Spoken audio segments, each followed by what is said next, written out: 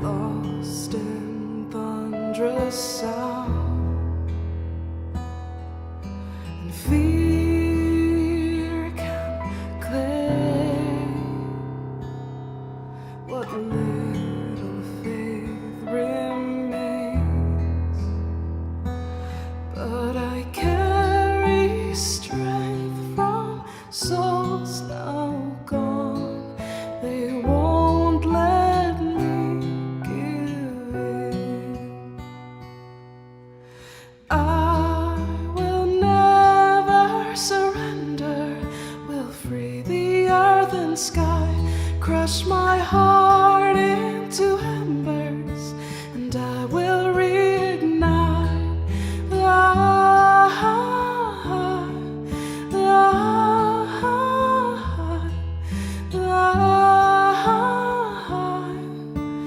I will reignite.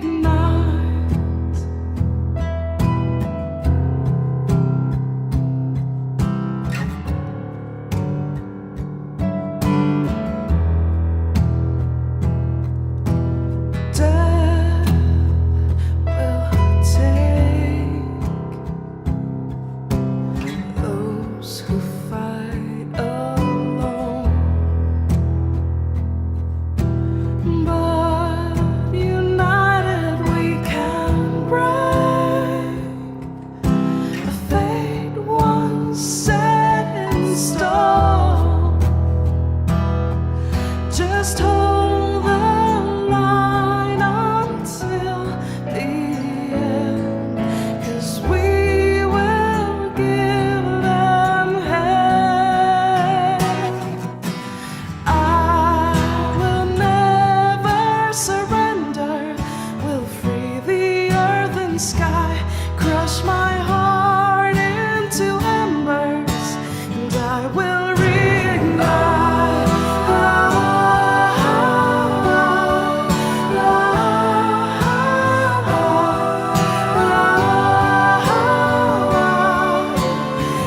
will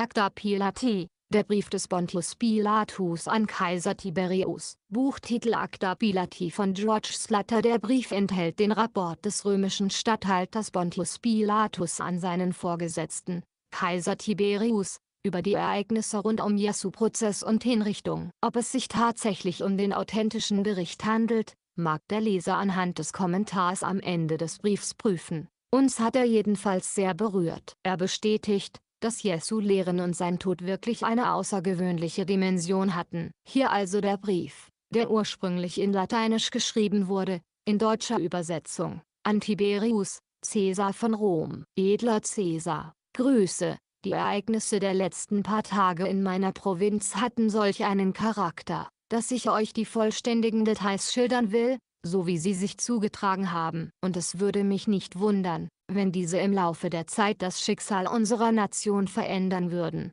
denn es scheint, dass in der letzten Zeit all die Götter aufgehört hätten gnädig zu sein. Ich bin fast geneigt zu sagen, verflucht sei der Tag, an dem ich Valerius Gratus in der Regierung von Judäa nachgefolgt bin, denn seit dieser Zeit ist mein Leben eine Verkettung von Ungemach und Elend gewesen.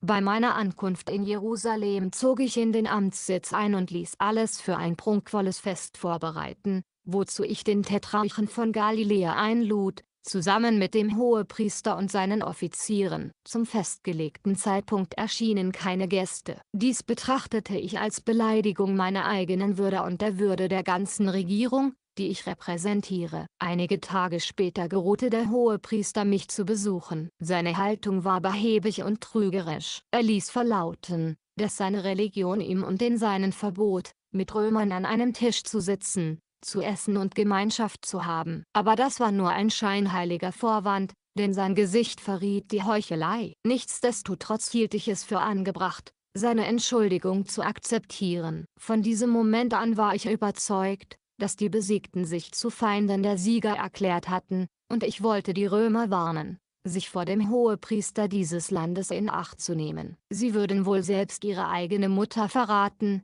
wenn sie dadurch eine Funktion mit einem Luxusleben bekommen könnten. Es schien mir, dass von allen eroberten Städten Jerusalem am schwierigsten zu regieren sei. Die Menschen sind so ungestüm, dass ich derzeit in Furcht vor einem Aufstand lebe. Ich habe nicht genug Soldaten, um ihn zu unterdrücken. Ich hatte nur einen Zenturion und 100 Menschen unter meinem Befehl. Ich bat den Präfekten von Syrien um Verstärkung, der mir jedoch mitteilte, selbst kaum über genug Truppen zu verfügen, um seine eigene Provinz zu verteidigen. Ein unersättlicher Durst, das Reich auszudehnen, ohne die Mittel dazu zu haben, lässt mich befürchten, dass dies zum Sturz unserer ganzen Regierung führen könnte.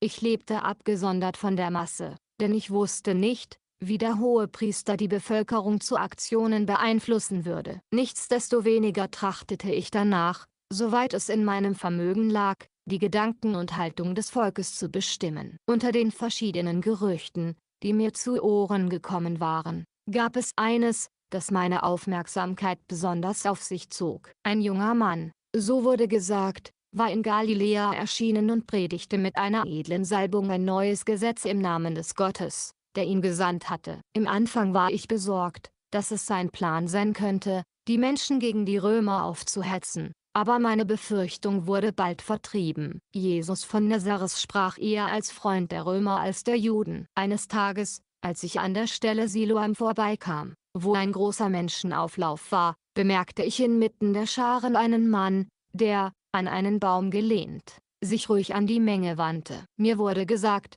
dass das Jesus war. Das hätte ich leicht erraten können, so groß war der Unterschied zwischen ihm und denen, die ihm zuhörten. Sein goldfarbenes Haar und Bart gaben seiner Erscheinung einen himmlischen Bezug. Er schien ungefähr 30 Jahre alt zu sein. Noch nie habe ich ein anmutigeres oder friedlicheres Aussehen gesehen. Welch ein Kontrast zwischen ihm und seinen Zuhörern mit ihren schwarzen Bärten und ihren gebräunten Gesichtern. Da ich ihn lieber nicht durch meine Anwesenheit stören wollte, setzte ich meinen Spaziergang fort, aber wies meinen Sekretär an, sich in die Menge zu mischen und zuzuhören. Der Name meines Sekretärs ist Manlius. Er ist ein Enkel des Obersten der Verschwörer, die, wartend auf Ket allein, in Etruria verblieben. Manlius war schon lange Zeit Einwohner von Judäa und ist mit der hebräischen Sprache gut vertraut. Er war mir ergeben und meines Vertrauens würdig. Als ich den Amtssitz betrat, fand ich Manlius, der mir die Worte erzählte, die Jesus bei Siloam gesprochen hatte. Nie habe ich in den Werken der Philosophen irgendetwas gelesen,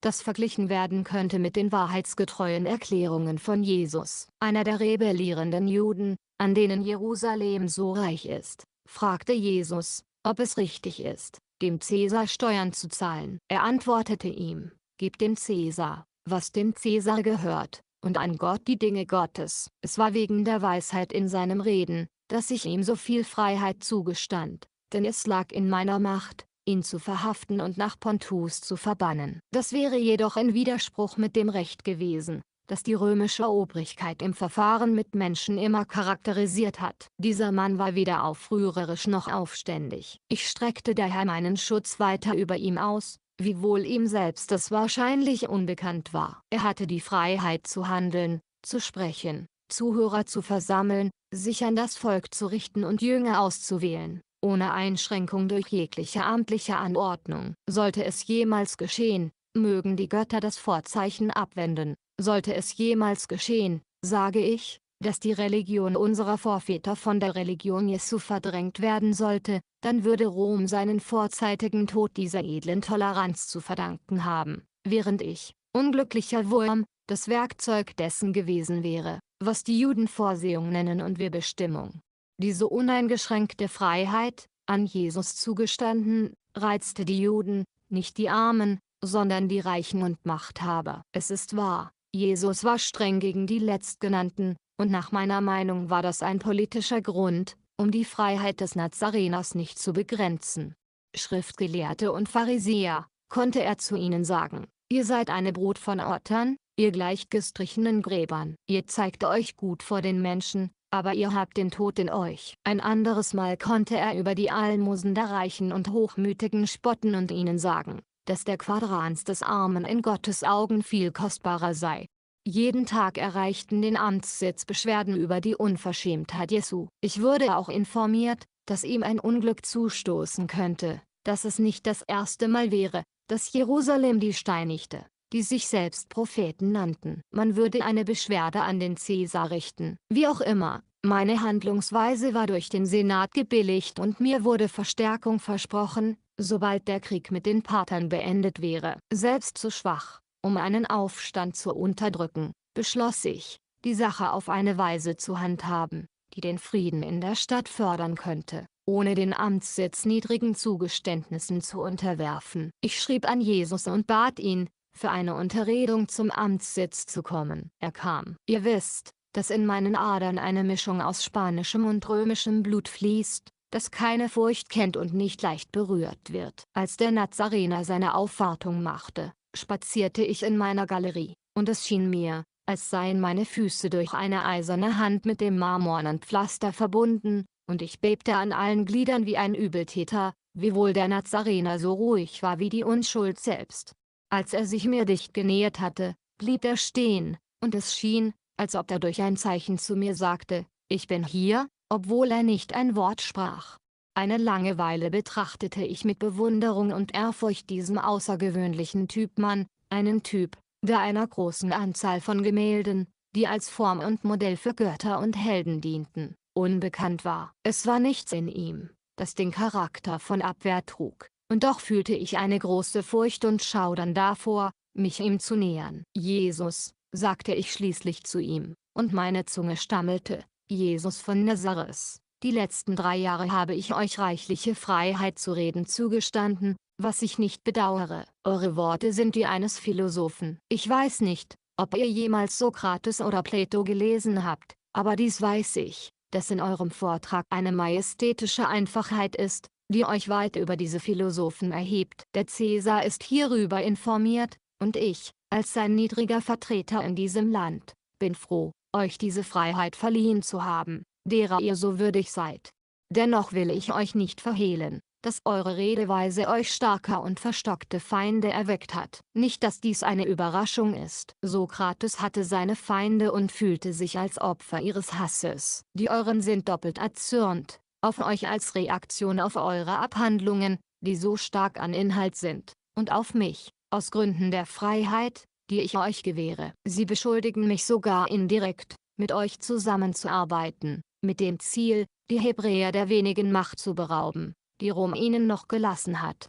Meine Bitte, ich sage nicht mein Befehl ist, dass ihr in Zukunft vorsichtiger und gemäßigter auftreten und sie mehr beobachten möchtet, damit ihr nicht den Hochmut eurer Feinde aufwecken mögt und sie nicht das dumme Volk gegen euch aufhetzen, und sie mich zwingen, die Instrumente des Gesetzes zu gebrauchen. Der Nazarener antwortete mir ruhig, Fürst dieser Erde, eure Worte entspringen nicht wahrer Weisheit. Sagt zum Gebirgsbach, in der Mitte der Schlucht stehen zu bleiben, er würde die Bäume im Tal entwurzeln. Der Gebirgsbach würde euch antworten, dass er den Naturgesetzen des Schöpfers gehorche. Gott allein weiß, wohin die Wasser des Gebirgsbaches fließen. Wahrlich, ich sage euch, bevor die Rose des Scheren blüht, wird das Blut des Gerechten vergossen werden. Euer Blut soll nicht vergossen werden, sprach ich tief bewegt. Ihr seid, wegen eurer Weisheit, in meiner Wertschätzung viel kostbarer als all die aufgeregten und stolzen Pharisäer,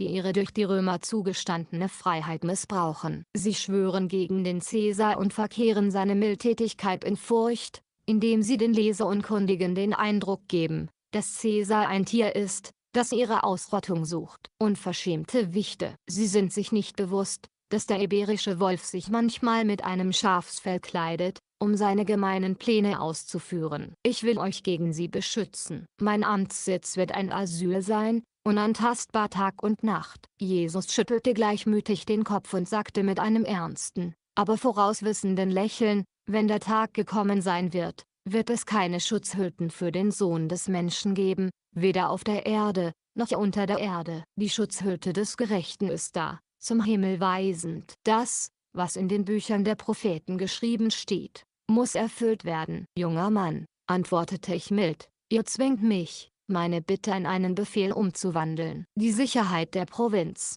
die mir anvertraut ist, verlangt dies. Ihr müsst in eurem Reden mehr Mäßigkeit üben. Übertretet meinen Befehl nicht, ihr kennt die Folgen. Mein Glück sei mit euch, lebt wohl. Fürst dieser Erde, antwortete Jesus, ich komme nicht, um Krieg in die Welt zu bringen, sondern Frieden, Liebe und Freude. Ich wurde geboren an dem Tag, an dem Cäsar Augustus der römischen Welt Frieden gab. Verfolgungen entspringen nicht aus mir. Ich erwarte sie von anderen und will ihnen entgegentreten nach dem Willen meines Vaters, der mir den Weg gezeigt hat. Haltet daher eure irdische Politik zurück. Es liegt nicht in eurer Macht, das Opfer am Fuß des Tabernakels der Versöhnung festzunehmen. Als er dies gesagt hatte, verschwand er wie ein heller Schatten hinter den Vorhängen der Galerie. Zu meiner großen Erleichterung, denn ich fühlte eine schwere Last, von der ich mich nicht befreien konnte, solange ich in seiner Nähe weilte.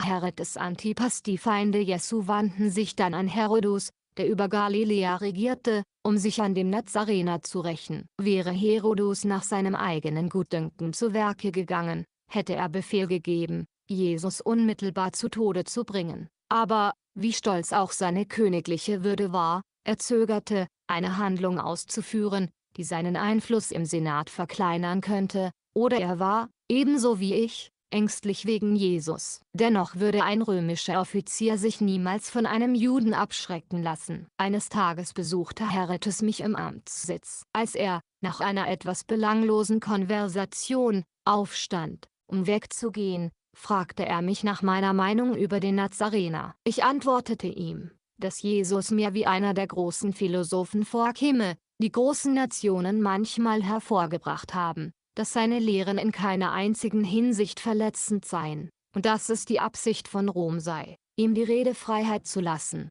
die durch seine Taten gerechtfertigt waren. Herodes lächelte boshaft und ging, mich mit ironischem Respekt grüßend, seines Weges. Das große Fest der Juden näherte sich, und man beabsichtigte, sich aufzumachen zu einer Art Volksfest, das der Zeremonie des Passafestes vorausgeht. Die Stadt war überfüllt mit aufgeregten Menschen, die lautstark den Tod des Nazareners verlangten. Mein Gesandter informierte mich, dass die Schatzkammer des Tempels dazu diente, Menschen zu kaufen. Die Gefahr wurde drückend. Ein römischer Hauptmann war beleidigt worden. Ich hatte dem Präfekten von Syrien geschrieben wegen 100 Mann Fußvolk und ebenso viel Kavallerie. Er lehnte das ab. Ich sah mich allein mit einer Handvoll Veteranen inmitten einer rebellierenden Stadt, zu schwach, um einen Aufstand zu unterdrücken, mit keiner anderen Wahl, als ihn zu tolerieren. Sie hatten Jesus ergriffen, und die Randalierer, da sie vom Amtssitz nichts zu befürchten hatten, in der Überzeugung, dass ich den Aufstand dulden würde, setzten ihr Gebrüll fort, an den Pfahl mit ihm. 3 mächtige Parteien hatten sich zu der Zeit gegen Jesus verbunden, zuerst die Herodianer und Sadduzäer, deren aufrührerisches Handeln aus doppelten Motiven zu entspringen schien. Sie hassten den Nazarener und konnten das römische Joch nicht ausstehen. Sie hatten mir niemals vergeben, dass ich die heilige Stadt mit Bannern betreten hatte, die das Bild des römischen Kaisers trugen, und wiewohl ich in dieser Sache den fatalen Fehler zugegeben hatte, war das Sakrileg in ihren Augen nicht weniger grausam. Noch eine andere Beschwerde nagte in ihrem Busen. Ich hatte vorgeschlagen, einen Teil der Tempelschatzkammer zu gebrauchen, um ein Gebäude für den öffentlichen Gebrauch zu errichten. Mein Vorschlag wurde verachtet. Die Pharisäer waren bekannte Feinde Jesu. Sie sorgten sich nicht um die Regierung. Sie ertrugen mit Bitterkeit die strengen Rügen, die der Nazarener ihnen 3 Jahre lang ununterbrochen gegeben hatte, wohin immer er ging. Zaghaft und zu schwach, um selbst zu handeln, hatten sie den Streit der Herodianer und der Sadduzäer aufgegriffen. Außer diesen 3 Parteien hatte ich noch gegen eine rücksichtslose, ungebändigte Menge zu kämpfen. die jederzeit bereit stand, um einen Aufruhr zu unterstützen und aus der Unordnung und der Zwietracht, die daraus entstehen würden, Profit zu schlagen. Jesus wurde vor den Hohepriester geschleppt und zum Tode verurteilt. Es geschah in jenem Moment, dass der Hohepriester Kaiaphas einen Akt der Unterwürfigkeit verrichtete. Er schickte seinen Gefangenen zu mir, um seine Verurteilung zu bekräftigen und um die Ausführung abzusichern. Ich antwortete ihm, dass, wenn Jesus ein Galiläer sei, der Fall unter die Rechtsbefugnis des Herodes fiele, und gab Auftrag, ihn dorthin zu senden. Der listige Tetrarch, Herodes, bezeugte Demut, gab seine Wertschätzung an den Oberleutnant des Cäsars und vertraute das Schicksal des Mannes meinen Händen an. Bald bekam mein Palast das Aussehen einer belagerten Festung. Von Moment zu Moment wurde ihr Unmut größer. Jerusalem war überschwemmt von Menschenmassen aus den Bergen von Nazareth. Es schien, als sei ganz Judäa in die Stadt ausgegossen. Ich hatte meine Frau aus dem keltischen Volk genommen. Sie behauptete, dass sie in die Zukunft schauen könne. Schreiend und sich selbst zu meinen Füßen werfend sprach sie: hüte dich, und rühre diesen Mann nicht an, denn er ist heilig. In der vergangenen Nacht habe ich ihn in einer Vision gesehen. Er wandelte auf dem Wasser, er flog mit den Flügeln des Windes, er sprach mit dem Sturm und mit den Fischen des Meeres, alle waren ihm gehorsam. Siehe, der Gebirgsfluss, der beim Kidron fließt, ist mit Blut befleckt. Die Statuen Cäsars sind mit Gemonien, Muscheln, überwachsen. Oder, die Gemonische Treppe, ein Ort der Schande und Hinrichtung in Rom. Bei den Büsten Cäsars ist überwachsen, und die Säulen des Innenhofes stürzen ein, und die Sonne ist mit Trauer bedeckt gleich einer römischen Göttin im Grab. Ach, Pilatus, Böses erwartet dich, wenn du nicht auf die Versicherungen deiner Frau hören willst. Fürchte den Fluch eines römischen Senats. Fürchte die Missbilligung des Cäsars. Zu diesem Zeitpunkt ächzte die Marmortreppe unter dem Gewicht der Menge. Der Nazarener wurde zu mir zurückgebracht. Ich begab mich in den Gerichtssaal, gefolgt von meiner Garde, und fragte die Menschen in strengem Ton, was sie verlangten. Den Tod des Nazareners, war ihre Antwort. Für welche Missetat? Er hat gelästert. Er hat die Verwüstung des Tempels prophezeit. Er nennt sich selbst Gottes Sohn, der Messias, König der Juden. Römisches Recht, sagte ich, straft solche Fälle nicht mit dem Tod. An den Pfahl mit ihm, an den Pfahl mit ihm, rief die rücksichtslose Horde. Die Raserei der toll gewordenen Menge ließ die Fundamente des Palastes erzittern. Da war nur einer, der inmitten der kolossalen Menschenmasse ruhig blieb. Es war der Nazarener. Nach vielen furchtlosen Versuchen, ihn gegen seine wütenden und unbarmherzigen Verfolgern zu beschützen, handhabte ich ein Mittel, das mir in diesem Moment das einzige schien, um sein Leben zu retten. Ich schlug vor, da es ihre Gewohnheit war, bei solchen Gelegenheiten einen Gefangenen freizulassen, Jesus loszubinden und freizulassen, dass er der Sündenbock sein sollte, wie sie es nennen. Aber sie sagten, Jesus muss an den Pfahl. Ich sprach dann mit ihnen über die Unvereinbarkeit ihrer Handlungsweise, eine Handlungsweise, die nicht mit ihrem Gesetz in Übereinstimmung ist, ihnen anzeigend, dass kein Richter ein Urteil über einen Übeltäter aussprechen darf, während dieser den ganzen Tag gefastet hat, und dass das Urteil die Billigung des Sanhedrin und die Unterschrift des Präsidenten des Gerichtes haben müsse, dass kein Missetäter an demselben Tag, an dem das Urteil ausgesprochen wurde, hingerichtet werden kann und dass dem Sanhedrin am folgenden Tag, dem Tag der Hinrichtung, die Bitte vorgelegt werden muss, den ganzen Prozess erneut zu betrachten.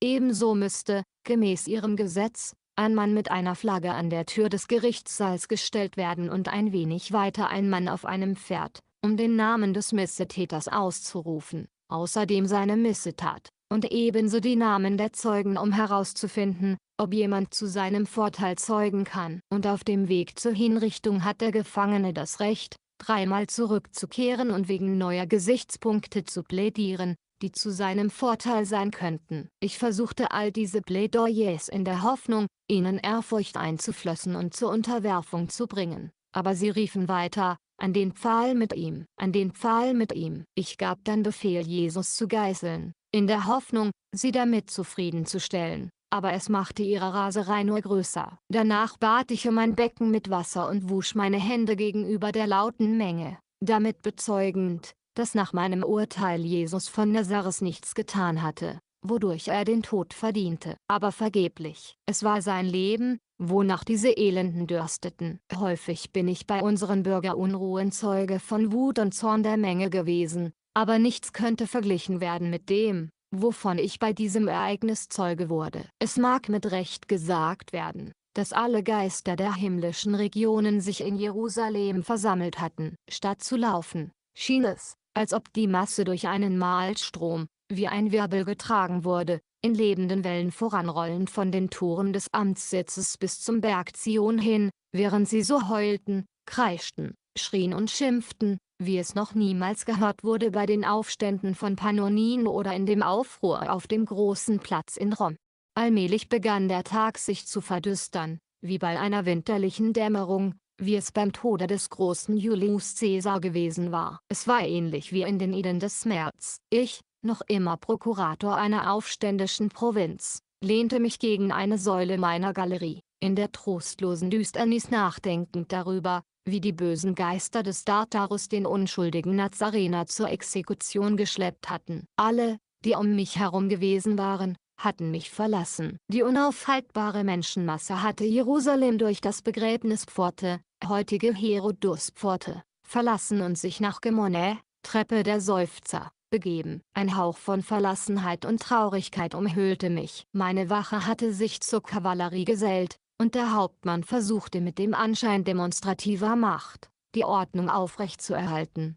Ich war allein gelassen, und mein brechendes Herz machte mir deutlich, dass das, was gerade geschah, eher zur Geschichte der Götter als zu der der Menschen gehörte. Ein lautes Rufen wurde gehört, das, vom Wind getragen, von Golgotha her überkam. Es schien einen Todeskampf anzukündigen, wie er noch niemals vorher durch natürliche Ohren vernommen worden war. Dunkle Wolken sanken auf die Spitze des Tempels hinab und bedeckten die Stadt wie ein Schleier. Die Zeichen, die man am Himmel sah, und auch die, welche auf der Erde stattfanden, waren so erschreckend, dass ein Bericht herausgebracht wurde, wie Dionysius der Areopagita aussprach: Entweder der Schöpfer der Natur leidet oder das Weltall fällt auseinander.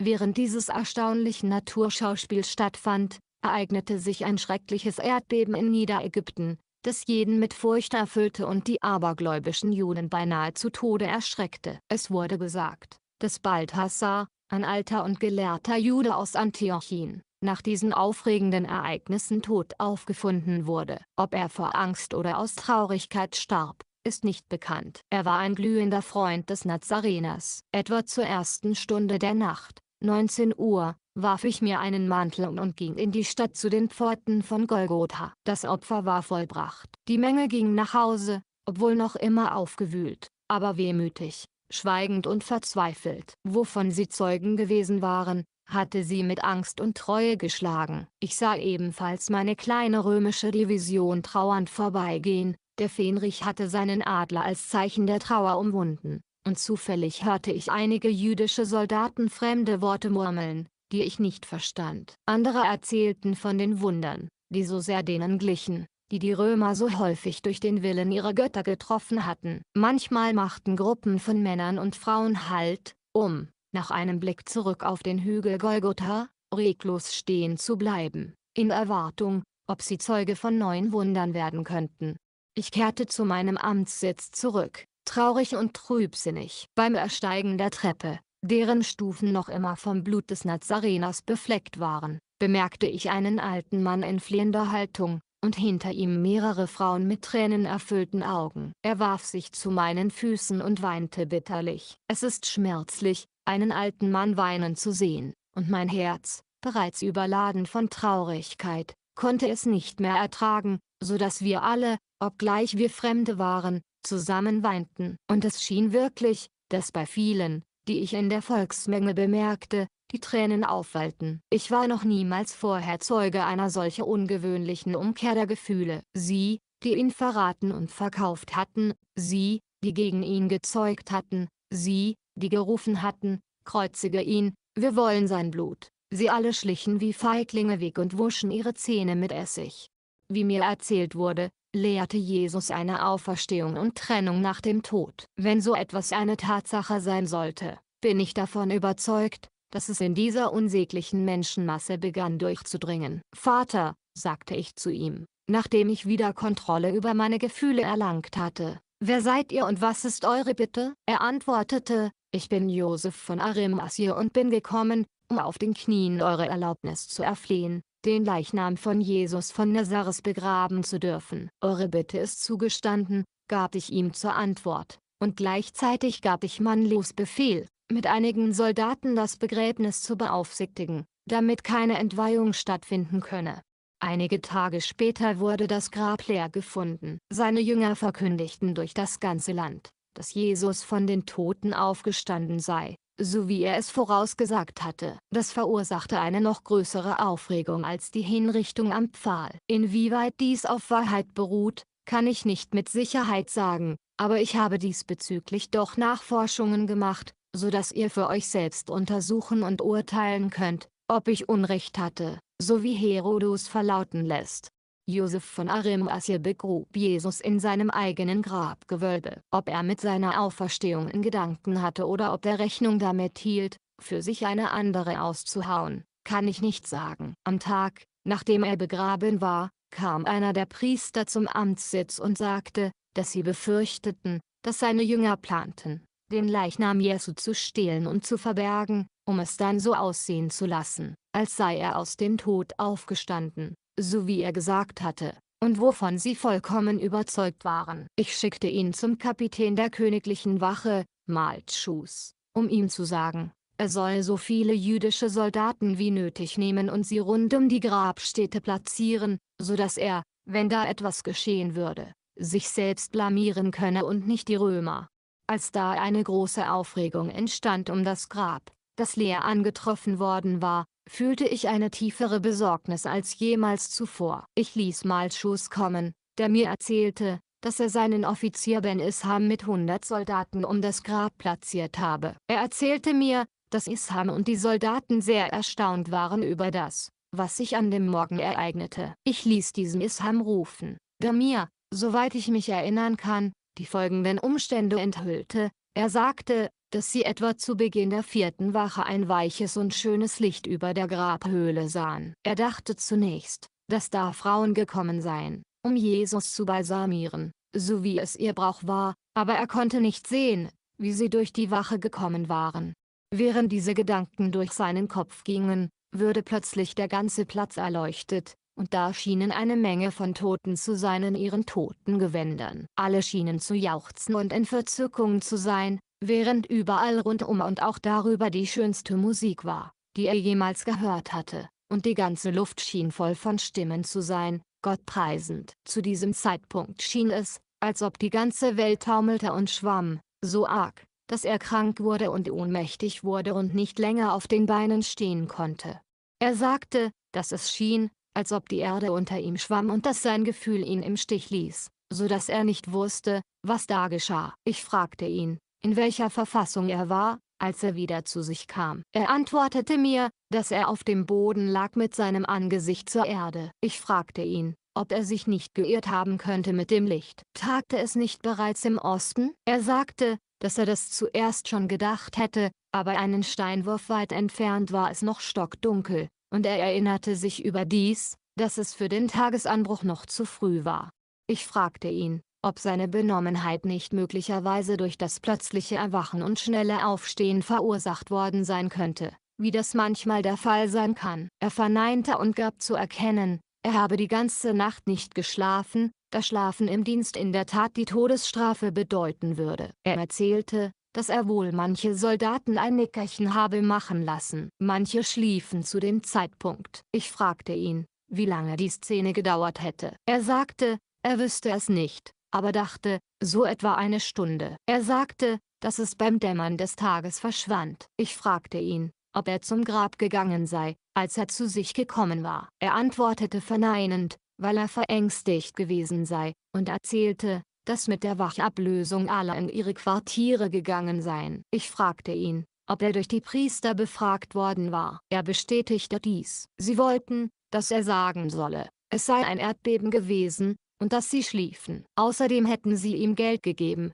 damit er sage, dass die Jünger gekommen seien und Jesus gestohlen hätten. Aber er hatte keine Jünger gesehen, er wusste nicht, dass der Leichnam weg war, bis es ihm erzählt wurde. Ich fragte, was die persönliche Meinung der Priester war, mit wem er es zu tun gehabt hätte. Er sagte, dass manche von ihnen dachten, dass Jesus kein Mensch war, dass er kein menschliches Wesen war, dass er nicht der Sohn der Maria war und auch nicht derselbe, von dem gesagt wurde, er sei geboren aus einer Jungfrau in Bethlehem, dass dieselben Personen früher auf der Erde gewesen waren mit Abraham und Lot, und zu vielen anderen Zeiten und Orten.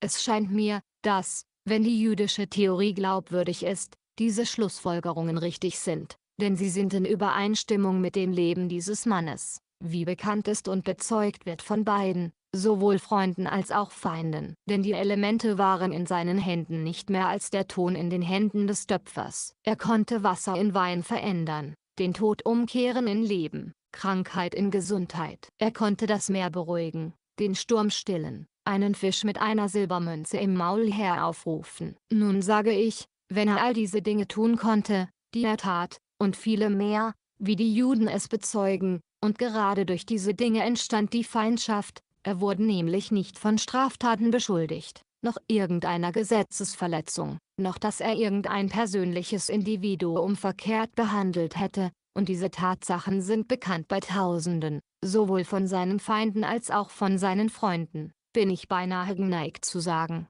so wie Manlius beim Kreuz, wahrlich, dies war der Sohn Gottes. Nun, edler Souverän, soweit ich die Sache beurteilen kann, kommt dies den Tatsachen so nahe wie möglich, und ich habe mich bemüht, diese Erläuterung so vollständig wie möglich zu machen, so dass ihr über mein Verhalten im Ganzen urteilen mögt. Vor allem, da ich höre, dass Antipas in dieser Sache viele harte Dinge über mich gesagt hat. Mit dem Versprechen der Treue und guten Wünschen an meinen edlen Souverän, bin ich, euer gehorsamster Diener, Pontius Pilatus. Pilatus schreibt im Zusammenhang mit dem Stand der Dinge rund um den Prozess und die ganzen Umstände noch Folgendes. Mir blieb noch die Pflicht zu erfüllen, den Cäsar von diesen beklagenswerten Ereignissen in Kenntnis zu setzen. Ich tat es in der Nacht, die auf die fatale Katastrophe folgte, und hatte die Kommunikation gerade beendet, als es begann zu tagen. In diesem Moment klang die Musik von Trompeten, die die Diana-Melodie spielten, in meine Ohren. Als ich meine Augen in die Richtung der Caesarea-Pforte, heutige Damaskus-Pforte, wandte, sah ich einen Trupp Soldaten und hörte in der Ferne andere Trompeten den Kaisermarsch spielen. Es war die Verstärkung, die mir versprochen war, 2000 Mann aus erlesener Truppen, die, um ihre Ankunft zu beschleunigen, die ganze Nacht durchmarschiert waren. Das muss ein Entschluss des Schicksals gewesen sein, rief ich händeringend aus, dass diese große Ungerechtigkeit verübt werden konnte, dass zum Abwenden von Taten, die gestern stattfanden, heute Truppen eintreffen sollten. Grausames Schicksal, wie habt ihr euren Spaß getrieben mit der Sache der Sterblichen? Es war nur allzu wahr, was der Nazarener, am Kreuz hängend, sich zusammenkrümmend vor Schmerz, ausgerufen hatte, es ist vollbracht, ausgerufen hatte, es ist vollbracht, ausgerufen hatte.